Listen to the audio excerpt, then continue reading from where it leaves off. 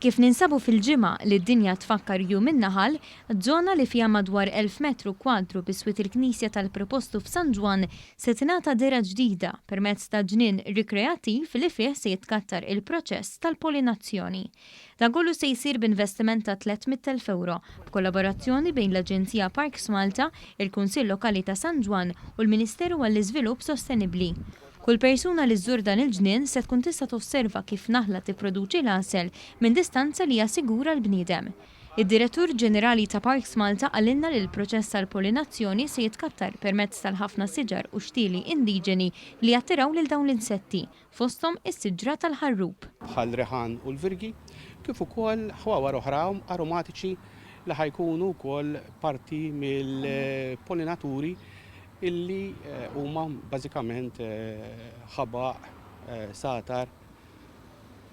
Dan il-mod ħankunu qegħdin ngħinu illi n-naħla ħatkun tista' twettaq dakra naturali. Żied jgħidilna li b'dan il-mod in-naħla se tiġi mejjuna fit-twettiq tal-proċess fl-għelieqi u fl-inħawi ta' din iż-żona.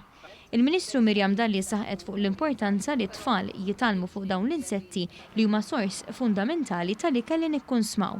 Il-naħla madwar id-dinja kollha hija kontributur ewlieni għall-ikel li aħna nieħdu. Jekk in-naħla tispiċċa, ftit ta' snin wara jispiċċa l-ikel. Tajjeb infakru wkoll li n-naħla hija responsabbli għal 80% tal-ikel. Allura dan il-proġett ser ikun proġett rikreattiv imma blaqta edukazzjonali li t-tfal tagħna jistgħu jitalmu minnha first hand. Is-Sindku ta' San Ġwan, Trevor Fenech, spjega kif ir-reġenerazzjoni ta' dan is-sit se tagħti nifs ġdid lir-residenti tal-madwar. Hekk kif kien imwiegħed spazju rekreattiv ieħor ġewwa l-lokalità ta' San Ġwan f'post ieħor li kien mitluq u abbandonat. Għalhekk il-ħidma tagħna tkompli bħala kunsill lokali. L-Aġenzija Parks Malta se tkun qed tgħin lill-Kunsill Lokali fil-manutenzjoni ta' dan il-ġnien wara li jitlesta.